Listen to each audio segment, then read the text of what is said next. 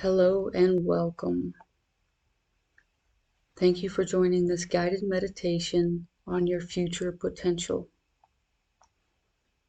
Before we get started, just make sure you're in a comfortable seat, whether you're sitting in a cross-legged position, sitting in a chair with your feet on the floor and your back upright, or if you choose to do your meditations laying down.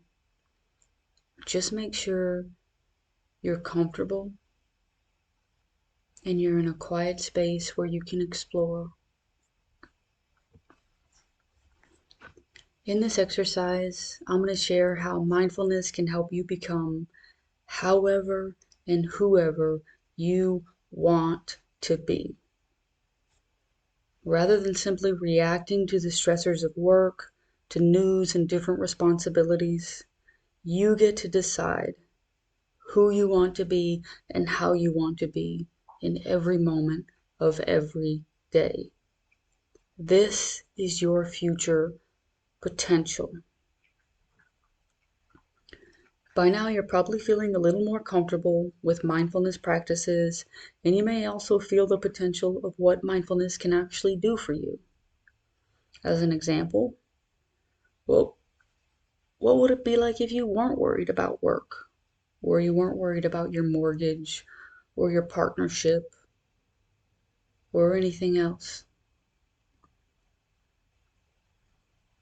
What would it feel like if you weren't overwhelmed all the time? What would it feel like if you weren't tired all the time?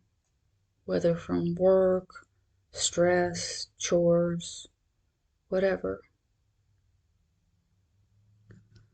What if instead of feeling overwhelmed, bored, or stressed, you were able to step back and say, okay, that's overwhelm, or that's boredom, or this is stress.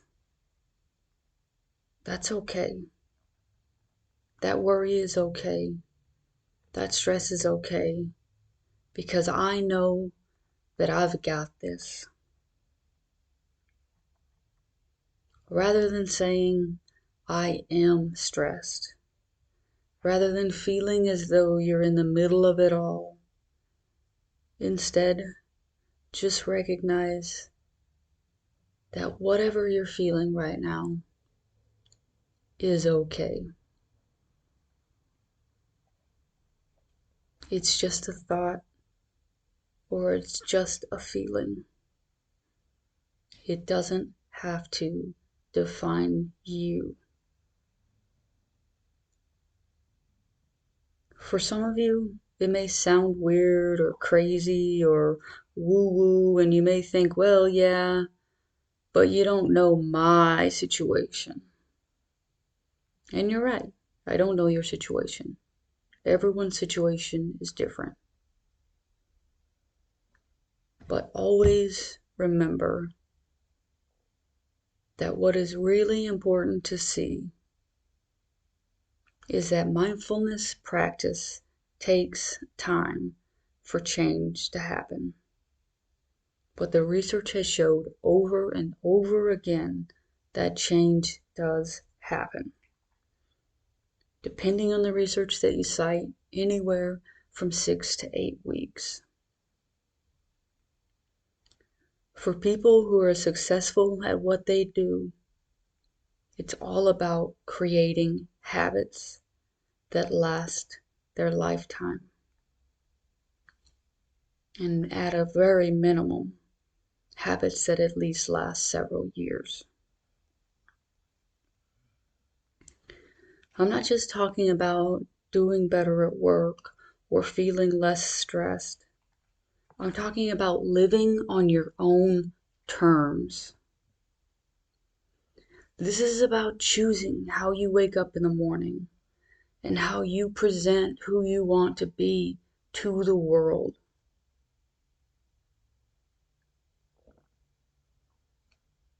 It's about living the life that you want to live right now. I'm talking about enhancing your presence, your wisdom, your compassion, and the way that you affect the world, both inside yourself and outside of yourself. And always to the absolute best of your ability. When you think about your future, whether it's 5 years from now, 10 years from now, or 40 years from now, who do you want to be? And more importantly, how do you want to be? The number one thing that people regret at the end of their lives is not being present in the moments that really mattered. This is mindfulness. Every time you realize you're distracted, take time to acknowledge, okay, I'm distracted right now, and pull yourself back in.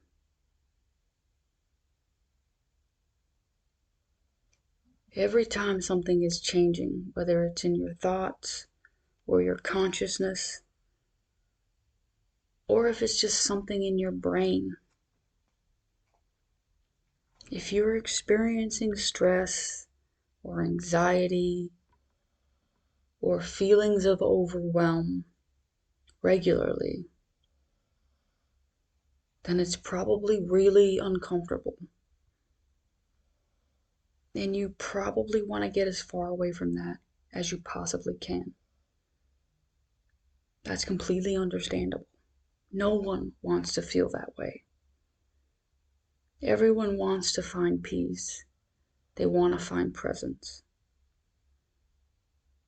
And that's important. But what is also really important is acknowledging that you can't stop your feelings. You can't stop your anxiety. You can't stop your anger or your irritability. You can't stop any uncomfortable emotions or feelings. Everyone has them, and everyone's tried to stop feeling them or experiencing them, and it doesn't work. What you have to be able to do is develop a different type of relationship to it. You have to reframe your mind and your thoughts about how you think about and how you feel about how you're thinking and how you're feeling.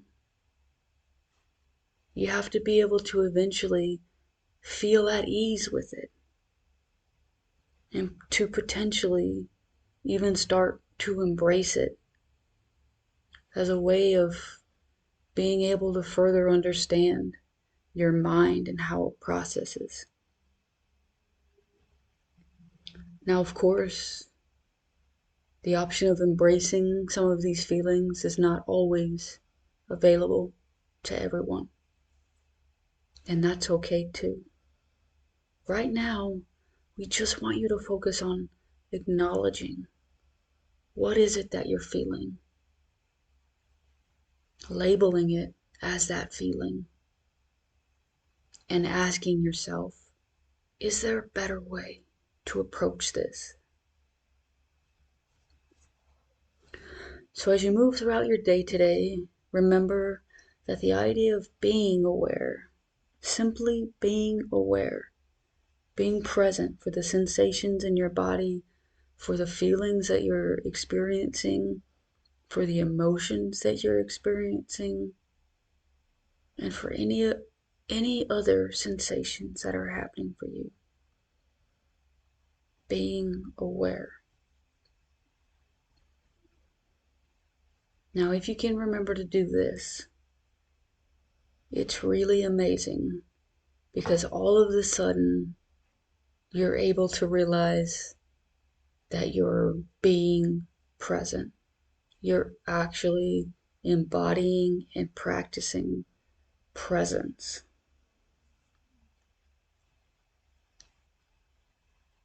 Now, I know that it's really tough to get rid of the negative feedback loops that your mind has created.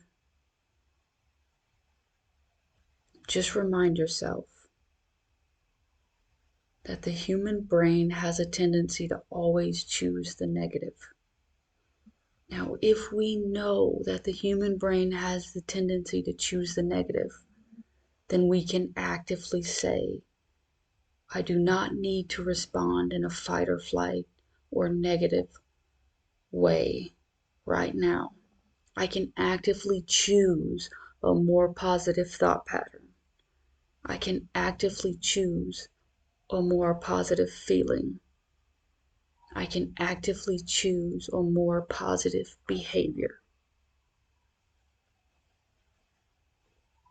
Now, as you're able to develop this skill and to step out of your negative feedback loops, you're going to be able to recognize how those negative feedback loops are tied to your emotions of stress and overwhelm and anxiety. And once you're able to recognize that that negative thinking pattern is impacting your emotions and how you're responding, then you can take command of your mind. And instead of fueling those negative emotions, you can be present with your body. You can acknowledge all of the sensations and all of the feelings. You can acknowledge what you're doing. And you can ask yourself, what is a more positive approach?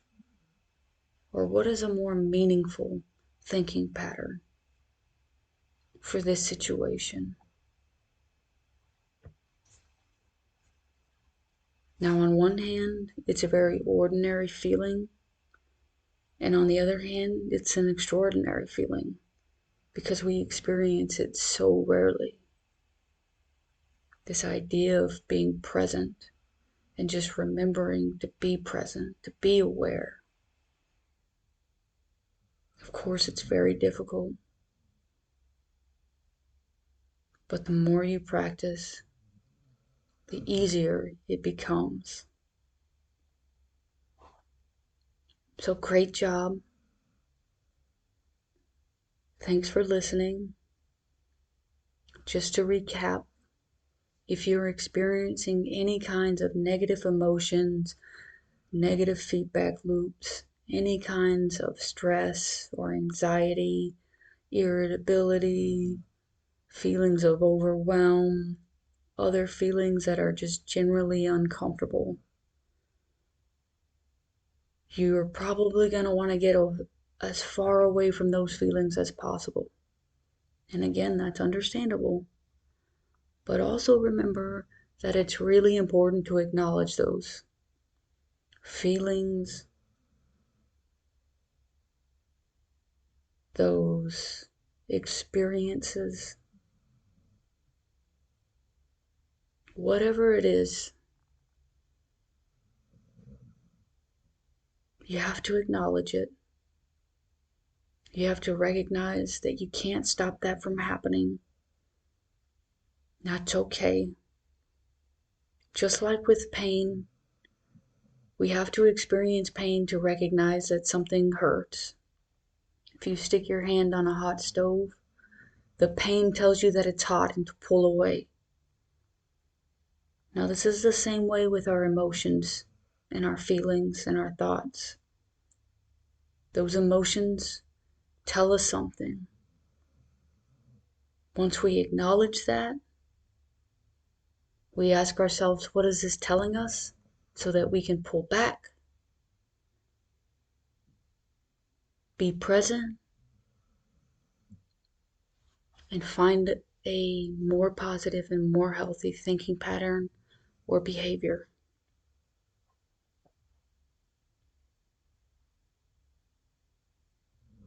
Again, what we're trying to do is develop a different relationship to these negative thinking patterns, these negative loops, negative feelings and emotions, to where you can eventually feel at ease with it.